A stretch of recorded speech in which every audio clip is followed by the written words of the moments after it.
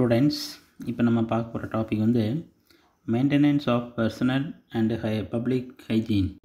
Hygiene அப்படின்னா என்னென்னா சுகாதாரமாக இருக்கிறது. அதில் வந்து maintenance of personal and public. Personal அதுதான் தனிப்பட்ட முறையிலையும் சரி, அல்லது ஒரு பொது இடங்களில் ஒரு சமுதாய லெவலில் வந்து ஒரு பொது இடத்துல வந்து எப்படி நம்ம சுகாதாரமாக வச்சுக்கணும் அப்படிங்கிறத பற்றி சொல்கிறதா அந்த maintenance of personal and public hygiene அப்படிங்கிறாங்க. இல்லை இந்த ஹைஜீன் அப்படின்னு என்ன sir? Hygiene is a setup of practices performed to conserve good health. அதாவது என்னென்னா, நம்மளுடைய அந்த ப்ராக்டிசஸ், நம்மளுடைய பழக்க வழக்கங்கள் வந்து எப்படி இருக்குது அப்படின்னா, கன்சர்வ் குட் ஹெல்த், நம்மளுடைய உடலை வந்து நல்ல நலத்தோடு பாதுகாக்கிறதுக்கு என்ன நம்ம ஸ்டெப் எடுத்துக்கிறோம், நடவடிக்கைகள் எடுத்துக்கிறோமோ அது எல்லாம் சேர்ந்து தான் ஹைஜீன் அப்படிங்கிறாங்க. புரியுதுங்களா? நல்ல உடல் நலத்தை பாதுகாப்பதற்காக மேற்கொள்ளக்கூடிய ஒரு நடவடிக்கையினுடைய ஒரு தொகுப்பு தான் சுகாதாரம், அந்த ஹைஜீன் அப்படிங்கிறாங்க. சரிங்களா?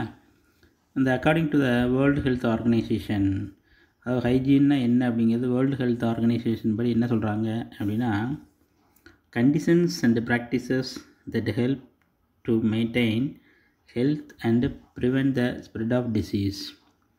அதாவது உங்களுக்கு உடல் நலத்தை வந்து பராமரிக்கவும் நோய்கள் வந்து பரவுவதை தடுக்கவும் உதவும் சூழ்நிலைகள் மற்றும் நடவடிக்கைகள் தான் ஒரு ஹைஜீன் அப்படிங்கிறாங்க. புரியுதுங்களா? ஸோ கண்டிஷன்ஸ்னால் என்னது தான் அந்த சூழ்நிலைகள், அண்டு ப்ராக்டிசஸ்னால் அந்த நடவடிக்கைகள். அது வந்து எப்படி இருக்குன்னா, that help to maintain health, நம்முடைய உடல் நலத்தை பராமரிக்கணும், அதே நேரத்தில் prevent the spread of disease, நோய்கள் பரவுவதை தடுக்கணும். அதுதான் வந்து என்னது ஹைஜீன் அப்படிங்கிறாங்க. புரியுதுங்களா?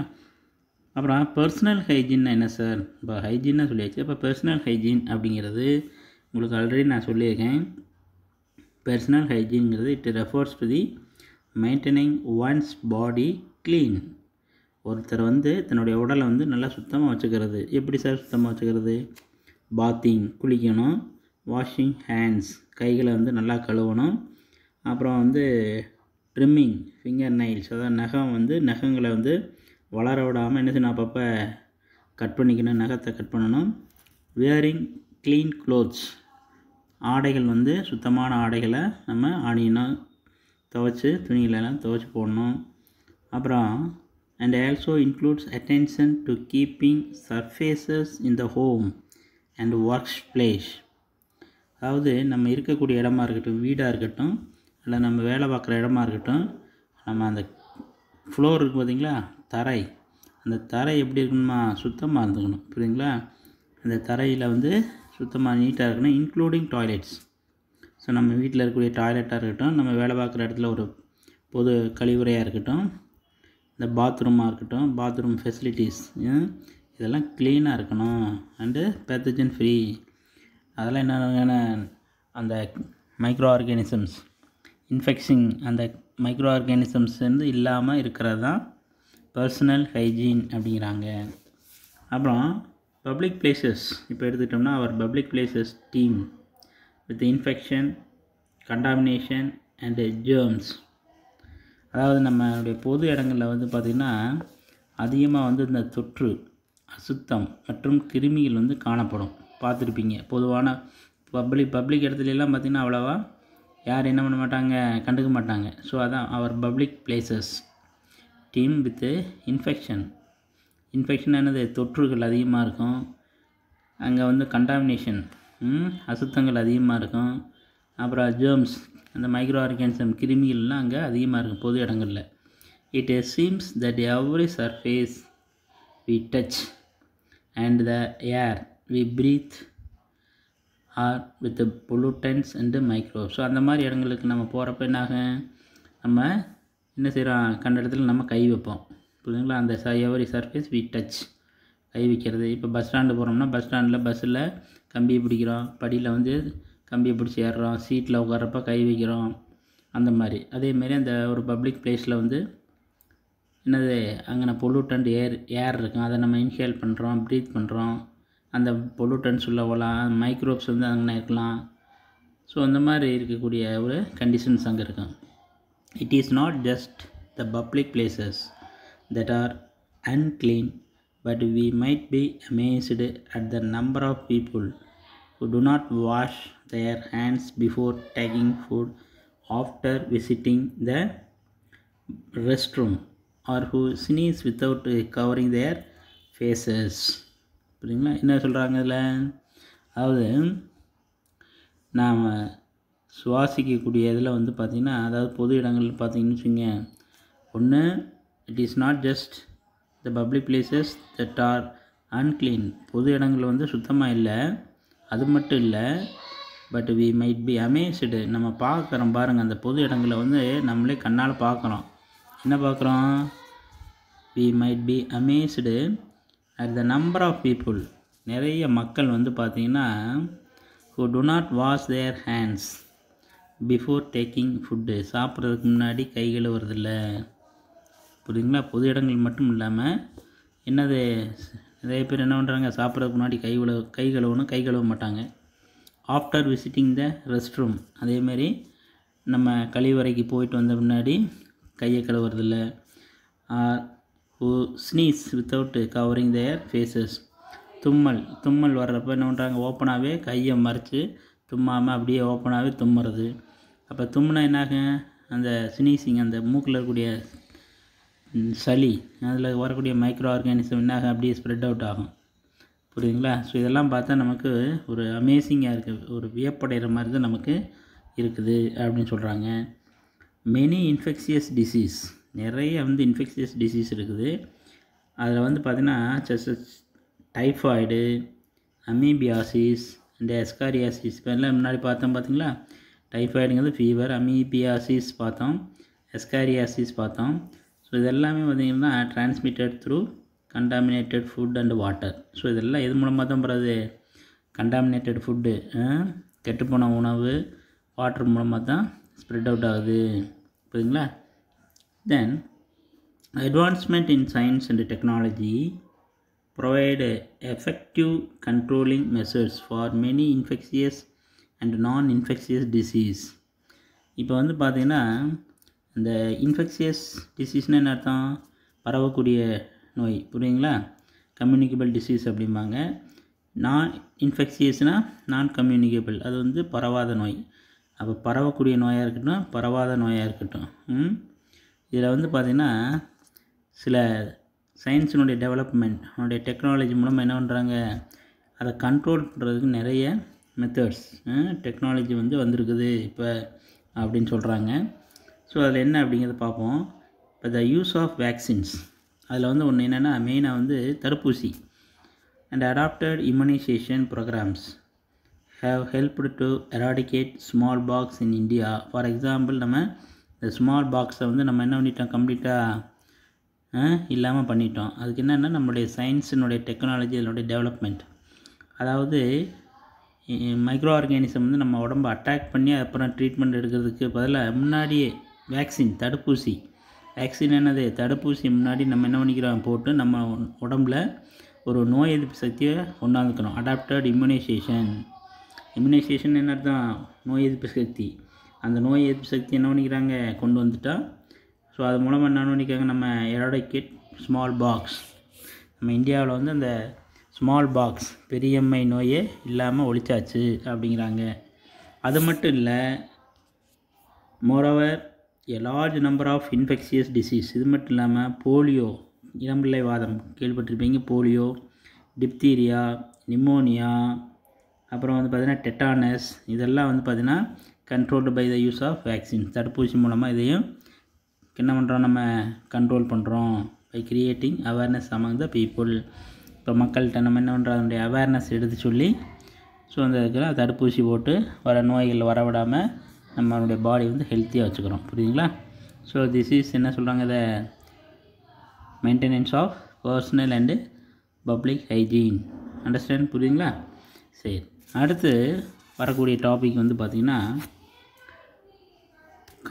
பேசிக் கான்செப்ட்ஸ் ஆஃப் இம்யூனாலஜி. அடுத்த டாபிக் வந்து பேசிக் கான்செப்ட்ஸ் ஆஃப் இம்யூனாலஜி அப்படிங்கிறத கொஞ்சம் பார்ப்போம்.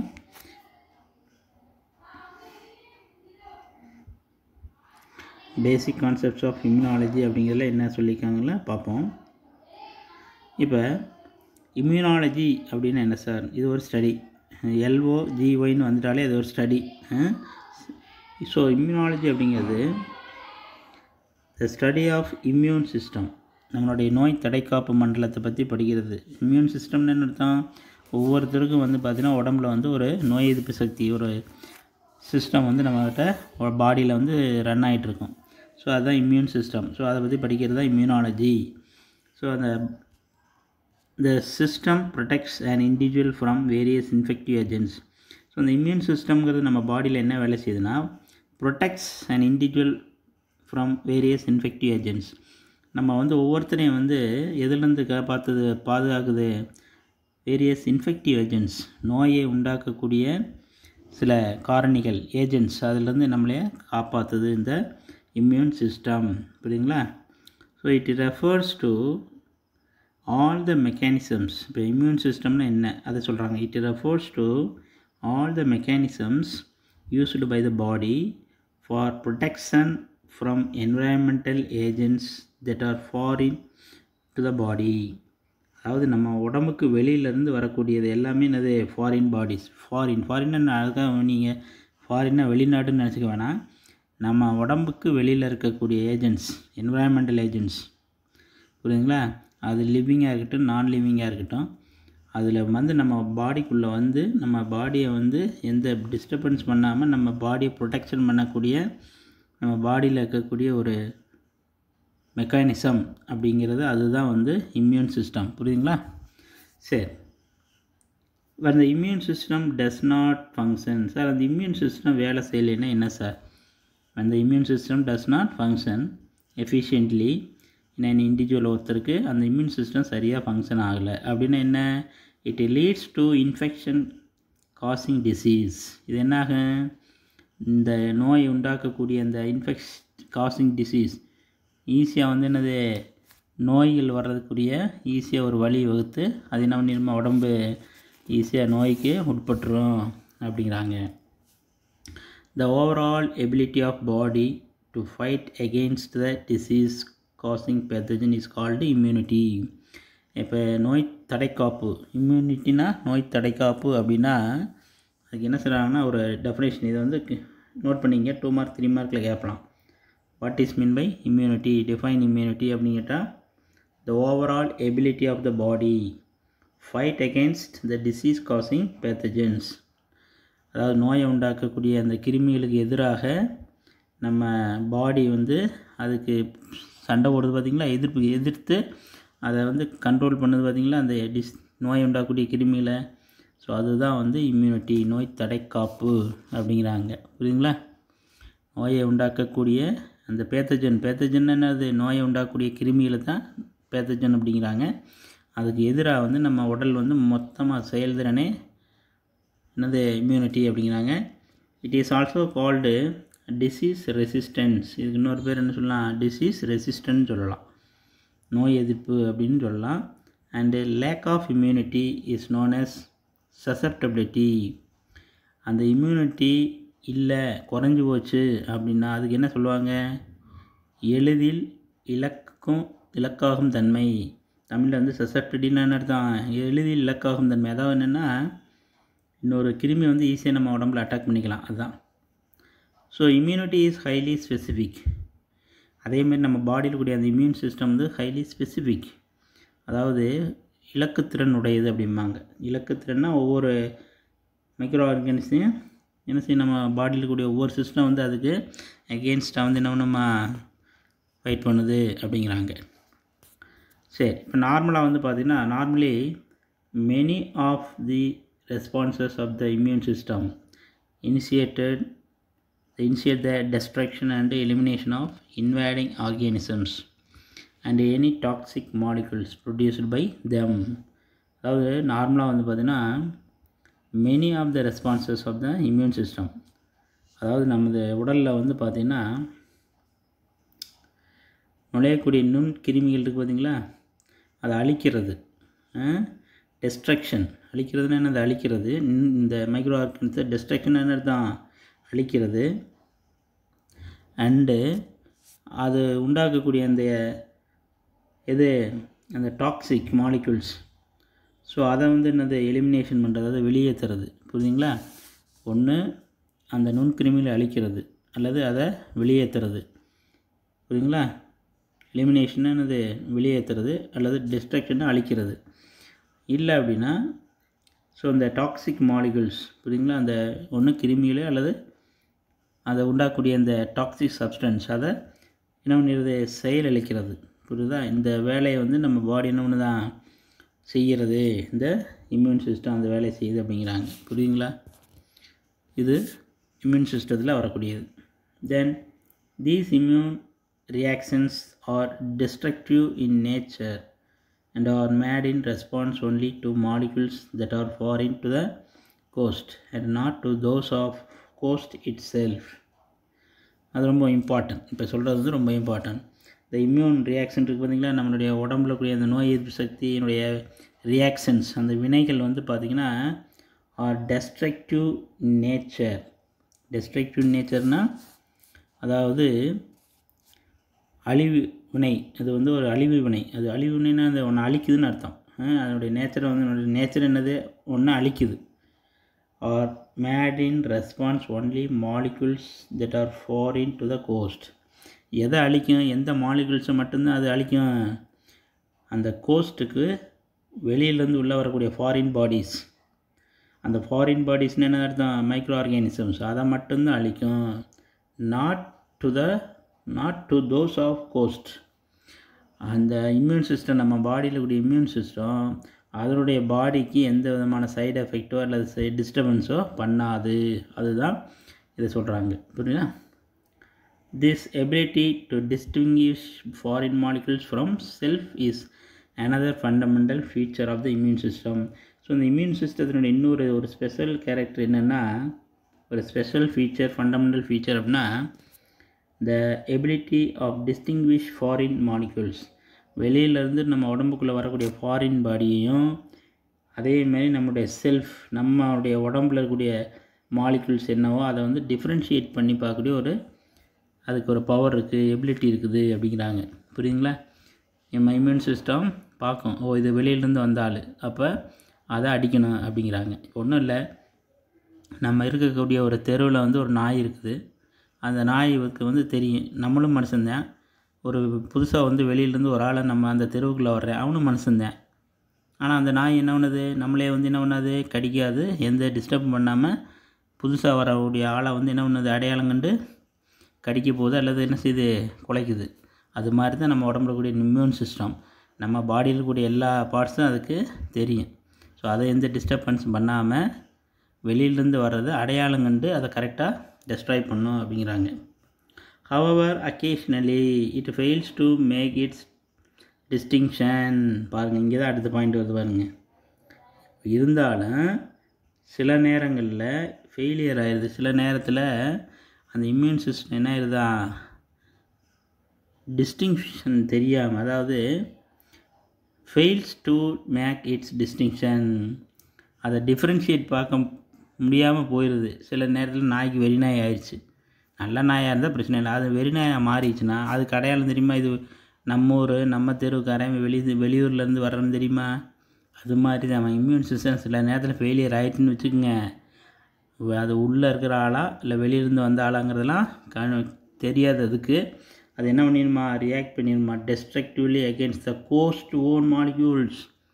அது இருக்கிற நம்ம பாடியவே என்ன பண்ணுமா, அழிச்சிடுது சில நேரத்தில் அப்படிம்பாங்க. அந்த மாதிரி இருந்தால் அதுக்கு பேர் ஆட்டோ இம்யூன் டிசீஸ் அப்படிம்பாங்க. புரியுதுங்களா? ஸோ இந்த ஆட்டோ இம்யூன் டிசீஸ்னால என்ன can be fatal to the organisms.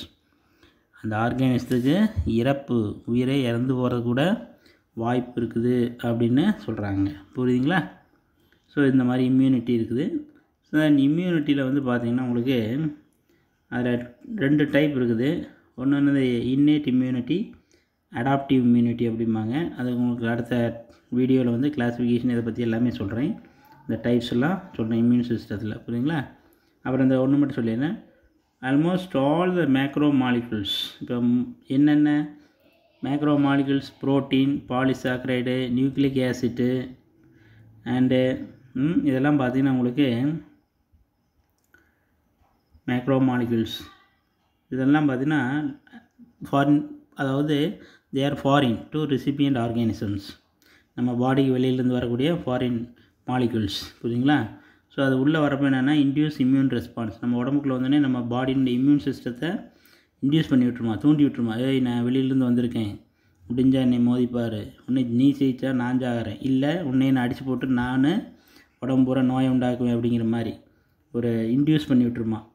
Any substance capable of eliciting immune response is called antigen.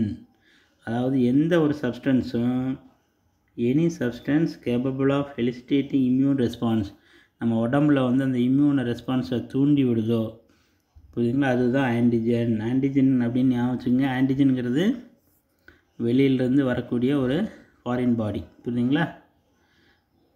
There are 2 broad classes. இம்யூனிட்டியில் வந்து பார்த்திங்கன்னா 2 classes இருக்குது. அந்த டைப்ஸ்லாம் அடுத்த வீடியோவில் பார்ப்போம். Thank you students.